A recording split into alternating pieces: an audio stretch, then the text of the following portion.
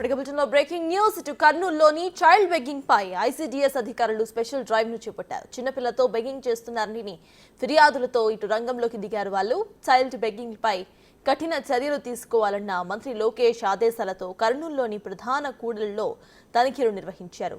చిన్నపిల్లలతో భిక్షాటన చేయిస్తున్న కొంతమందిని గుర్తించారు. పిల్లలతో బెగ్గింగ్ చేయిస్తున్న పేరెంట్స్ కు కౌన్సిలింగ్ ఇచ్చారు. ఇక ఈ డ్రైవ్ లో 4 చిన్నారులను చైల్డ్ వెల్ఫేర్ కమిటీ కేంద్రానికి తీసుకువెళ్లారు.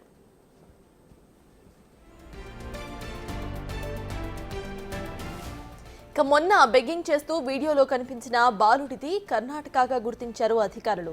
బాలుడు చేస్తున్న బెగ్గింగ్ ను వీడియో తీసి దాన్ని మంత్రి లోకేష్ కు ట్యాగ్ చేశారు ఓ నెటిజన్. దీనిపై చర్యలు తీసుకోవాలని కోరారు ఆయన. వెంటనే స్పందించిన లోకేష్ వెంటనే ఆ బాలుడిని గుర్తించాలని ఆదేశించారు. అయితే ఆ బాలుడిది కర్ణాటకగా గుర్తించారు అధికారులు. ఆ బాలుడు బెగ్గింగ్ చేస్తున్న వీడియో పాతదిగా తేల్చారు అధికారులు. చిన్నపిల్లలతో భిక్షాటన చేయిస్తే కఠిన చర్యలు తప్పవని హెచ్చరించారు అధికారులు.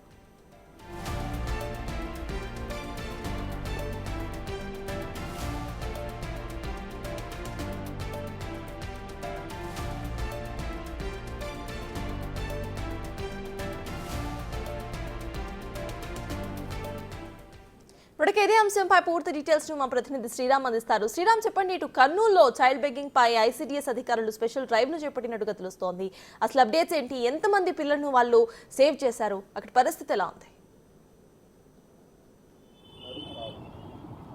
సర్తాజ్ కర్నూలు జిల్లాలో ప్రజెంట్ మనం ఉన్నటువంటి రాజ్విహార్ సర్కిల్ ఏదైతే ఉందో బెగ్గింగ్ సంబంధించినటువంటి వాటికి హాట్స్పాట్గా మారిందని చెప్పుకోవచ్చు. మనం చూసేటటువంటి ఈ విజువల్ ఏదైతే ఉందో ఇక్కడ రాజ్విహార్ సర్కిల్ కర్నూలు నగరానికి సెంటర్ పాయింట్గా ఉంటుంది. అయితే గతంలో ఇక్కడే ఈ యొక్క లొకేషన్ ఏదైతే ఉందో ఈ లొకేషన్లోనే బెగ్గింగ్కు కొంత కేంద్రంగా ఉండేటటువంటి ఏరియా ఈ ఏరియాలోనే గతంలో నారా లేక్కు కూడా ఈ యొక్క ఏదైతే ఉందో సర్కిల్ సమీపంలోనే డ్రస్ సర్కిల్ ఉంటుంది. డ్రస్ సర్కిల్లోనే ఒక బాలుడు కునుకుపాట్లు పడుతూ ఆ యొక్క ఏదైతే ప్లాస్టిక్ సంబంధించినటువంటి బకెట్ ఉందో బకెట్తో పాటు తన శరీరం పైన కూడా అంతా రంగులు వేసి ఆ యొక్క పిల్లవాడిని భిక్షాటనకు పంపించారా లేకుంటే బెగ్గింగ్ సంబంధించినటువంటి మాఫియా యొక్క పిల్లలను బెగ్గింగ్ చేయిస్తుందా అనేటటువంటి పలు అనుమానాలు రేకెత్తిస్తున్నాయి. ఎందుకంటే ఆ అబ్బాయిని అదుపులోకి తీసుకోవాలని ఐసీడీ సంబంధించినటువంటి అధికారులను నారా లోకేష్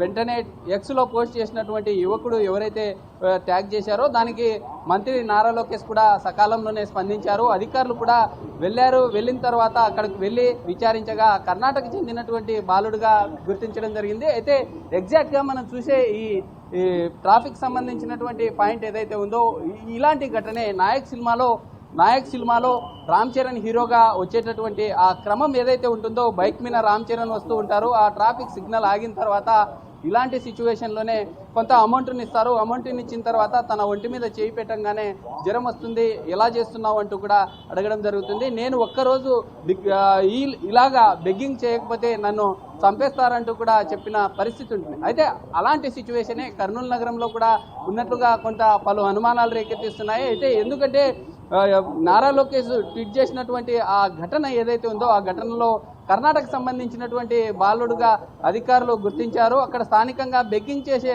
వారితో మాట్లాడడం జరిగింది. వారితో మాట్లాడినటువంటి క్రమంలో దాదాపుగా 10 రోజుల క్రితం ఈ ఘటన జరిగిందని అక్కడుండే యాచకుడు చెప్పడంతో అధికారులు కూడా వారికి సంబంధించి వారితో పాటు మిగతా ఆ ఘటన ఏదైతే ఉందో ఆ లొకేషన్కి వెళ్ళి దర్యాప్తు చేసినటువంటి క్రమంలో మిగతా పిల్లల్ని కూడా అదుపులోకి తీసుకున్నారు. వారిని కూడా వారితో మాట్లాడడం జరిగింది. తమ పేరెంట్స్ ఒక చోట ఆ యొక్క ఏవైతే ఆ సర్కిల్స్ ఉంటాయో సర్కిల్లోనే ప్రధానంగా వివిధ రకాలుగా పిల్లలు ఆడుకునేటటువంటి బొమ్మలను అమ్ముకుంటూ ఉండేటటువంటి పరిస్థితి, పిల్లవాళ్ళను ఒక చోట పెట్టి ఈ విధంగా చేస్తున్నటువంటి పరిస్థితి. అయితే దీని మీద మొత్తంగా మంత్రి ట్వీట్ చేసిన తర్వాత అధికార యంత్రాంగం కూడా దీన్ని స్పందించింది. అయితే మనతో మాట్లాడడానికి కొంతమంది సిడబ్ల్యూసి కమిటీ సంబంధించినటువంటి సభ్యులు ఉన్నారు, వారితో మాట్లాడదాం. సార్, చెప్పండి, కర్నూలు నగరంలో అధికారులు కూడా సకాలంలో స్పందించారు. ప్రజెంట్ ఎలా ఉందంటారు? అంటే బెగ్గింగ్ సంబంధించినటువంటి అంశానికి సంబంధించి పిల్లవాళ్ళకి నిన్న 4 అదుపులోకి తీసుకున్నారు, ఎలా ఉంది?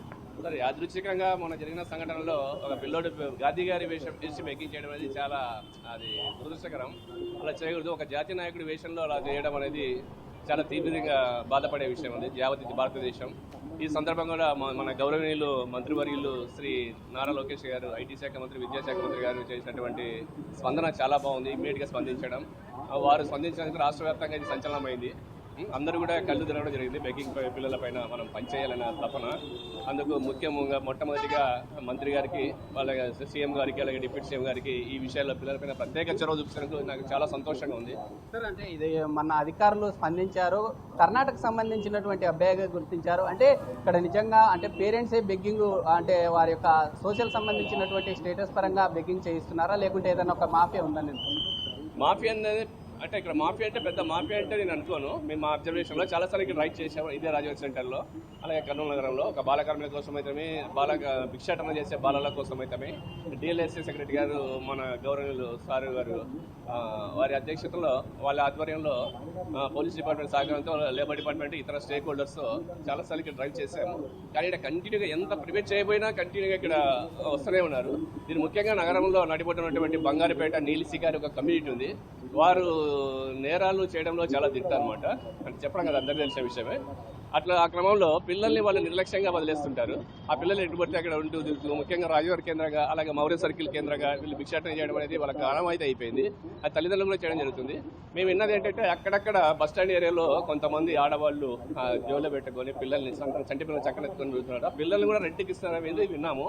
దాని గురించి చాలా చర్యలు తీసుకుంటున్నాం. నిన్న పోలీస్ అధికారులు కావచ్చు, ఇటు ఐసిడిఎస్, మీరు కూడా చిల్డ్రన్ వెల్ఫేర్ కమిటీ సంబంధించినటువంటి సభ్యులు కూడా, నాన్ సంబంధించినటువంటి ఎన్జిఓలు కూడా ఈ యొక్క పిల్లలకు సంబంధించినటువంటి ఆపరేషన్ ఏదైతే ఉందో అందులో పాల్గొన్నారు. ప్రధానంగా ఏం గమనించారు అంటే, దాదాపు 2 రోజులు అవుతుంది, ఎక్కడ కూడా పిల్లలు కనిపించడం లేదు. అంటే మరి 2 రోజుల తర్వాత మళ్ళీ రొటీన్గా అవుతుందా ఇదంతా? గతంలో ఇలా జరిగింది సార్. 2 రోజులు కనిపించకపోవడం, మళ్ళీ తర్వాత ఇక్కడ మళ్ళీ ప్రత్యక్షంగా అవడం, ఇలాంటివి జరుగుతూ వస్తుంది. నిన్న జరిగిన డ్రైవ్ అనేది చాలా ఆశాస్పదండి. ఇప్పుడే మనం ఒకసారి అటువైపు చూసినట్లయితే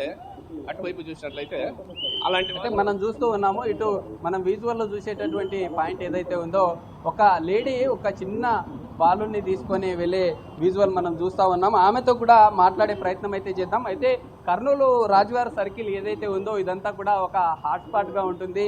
అయితే గతంలో కూడా ఈ యొక్క స్పాట్లో అధికారులు అనేక సార్లు ఈ యొక్క అవేర్నెస్ క్యాంపు ఏర్పాటు చేసినప్పటికీ ఇదే సేమ్ అలాంటి ఘటనే చోటు చేసుకుంది అని చెప్పుకోవచ్చు. అయితే కర్నూలు సంబంధించినటువంటి ఈ రాజవార్ సెంటర్లో ఒక దాదాపుగా 2 రోజులు గడవక ముందే ఒక బాలుకు సంబంధించి ఇప్పటికే మంత్రి కూడా స్పందించారు. అయితే ఆమెతో మాట్లాడే ప్రయత్నం చేద్దాం. అమ్మ, చెప్పండి, ఎక్కడి నుంచి వచ్చారు, అసలు ఏంటి? ఎక్కడి నుంచి వచ్చారమ్మ మీరు? ఎక్కడి నుంచి వచ్చారు? అంటే ఇక కర్నూలు నగరమేనా మీది? ఎక్కడి నుంచి వచ్చారు? కర్నూలేనా? అయితే మాట్లాడలేనటువంటి పరిస్థితులు ఉన్నారు సార్. అంటే మీరు కూడా ఉన్నారు, అంటే అధికారులకు ఏదైనా ఫిర్యాదు చేసే ఛాన్స్ ఉంటుందంటారా? డెఫినెట్లీ. మీరు ఎక్కడి నుంచి వచ్చినా అడుగుతున్నామ్మా? కర్నూలేమ్మా. ఎక్కడమ్మా ఇది? కర్నూలేమ్మా.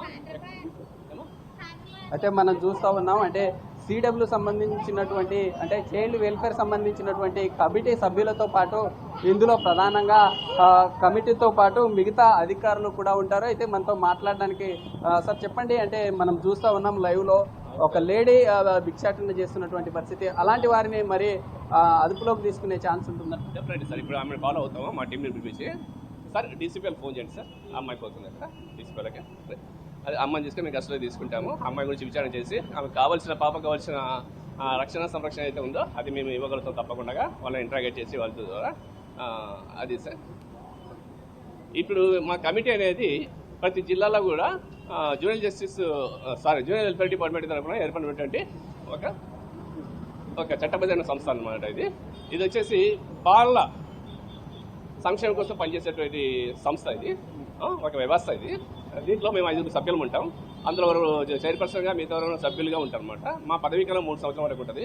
ఇందులో ఎడ్యుకేషన్ పైన, హెల్త్ పైన, సైకాలజీ పైన, సోషల్ వర్క్ పైన ఎవరికైతే మంచి అవగాహన, గ్రిప్, అనుభవం ఉందో వాళ్ళని 35 సంవత్సరాలు పైబడిన వాళ్ళని, 60 సంవత్సరాల వాళ్ళని ఇందులో సభ్యులుగా. ఒకసారి లైన్లోనే ఐసిడిఎస్ సంబంధించిన అధికారులు కానీ, డిఎస్పీ కానీ ఏదైనా ఫోన్ చేసే ఛాన్స్ ఉందా మనకి? సార్ డీసీపీ గారు కలుస్తారా? DCP line కలుస్తారా? సరే సార్, డెఫినెట్లీ సార్. దాదాపు ఈ 2 డేస్లోనే ఇలాంటి ఘటన జరుగుతుంది. మరి ఇదే ఏదైతే హాట్స్పాట్గా ఉందో ఇలాంటి జోన్లోనే మరి ఇలాంటి పరిస్థితి ఉంది. అధికారులు చూసి కూడా వారిని అదుపు చేయలేనటువంటి పరిస్థితుల్లోనే ఇలా జరుగుతుందంటారు సార్. అంటే చాలా మందికి అధికారులకు కొంతమంది అధికారులకు అవగాహన లేదంటారు అంటాను. ఇంకా మరి కొంతమంది అధికారులకు అవగాహన లేకపోతే సార్, అవగాహన అయితే మళ్ళీ కొంతమంది నెగ్లెక్ట్ కూడా ఉంటుంది. మనకెందుకు అనేది అది తప్పు సార్, అలా చేయకూడదు. ఎందుకంటే పిల్లలు అనేది భావి భారత పౌరులు కాబట్టి, రేపే ఫ్యూచర్ దేశం కాబట్టి వాళ్ళని కాపాల్సిన బాధ్యత మన పైన చాలా ఉంది.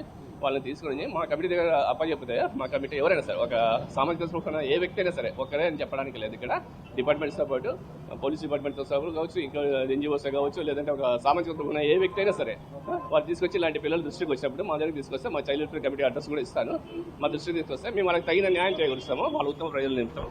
ఇది మొత్తంగా మనం చూస్తూ ఉన్నాం కదా, నాయక్ సినిమాలో జరిగినటువంటి తరహాలోనే ఇదంతా జరుగుతుందా, లేకుంటే ఇదంతా బెగ్గింగ్ సంబంధించినటువంటి వారి యొక్క సోషల్ స్టేటస్ సంబంధించినటువంటి వారే ఇలా చేస్తున్నారనేటటువంటి పలు కోణాలు అయితే రేకెత్తిస్తున్నాయి. అయితే ఇప్పుడే మనం చూసాము, ఎక్కడైతే ఈ రాజ్విహార్ సంబంధించినటువంటి సెంటర్ పాయింట్గా ఉంటుందో ఇలాంటి పాయింట్లోనే అధికారులతో పాటు వివిధ రకాల స్వచ్ఛంద సంస్థల అధికారులు కావచ్చు, లేదా చైల్డ్ సంబంధించినటువంటి వెల్ఫేర్ అధికారులు కూడా ఇక్కడికి చేరుకోవడం జరిగింది.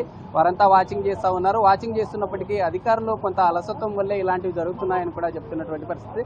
అయితే కర్నూలు నగరంలో ఇదంతా బెగ్గింగ్ సంబంధించినటువంటి వ్యవహారం తమ తల్లిదండ్రులే చేయిస్తున్నారా, లేకుంటే ఇదంతా బెగ్గింగ్ సంబంధించినటువంటి మాఫియా చేయిస్తున్నా అనేటటువంటి పలు కోణాలు అయితే అనుమానాలు రేకెత్తిస్తున్నాయి. ఎందుకంటే అధికారులు వెళ్ళి అక్కడ విచారించినప్పుడు ఒక కేసు సంబంధించి కర్ణాటకగా వారు చూడడం జరిగింది. అయితే మరో కేసు కూడా గుత్తకలు సంబంధించినటువంటి వారుగా గుర్తించడంతో ఇదంతా కూడా ఒక బెగ్గింగ్ సంబంధించినటువంటి మాఫియాగానే పలు అనుమానాలు రేకెత్తిస్తున్నాయి. అదే అధికారులు దీనికి సంబంధించి ఎలా స్పందిస్తారు, ఎలా ఉంటుందనే అంశాలు అయితే తెలియాల్సింది. Right, thank you Sriram.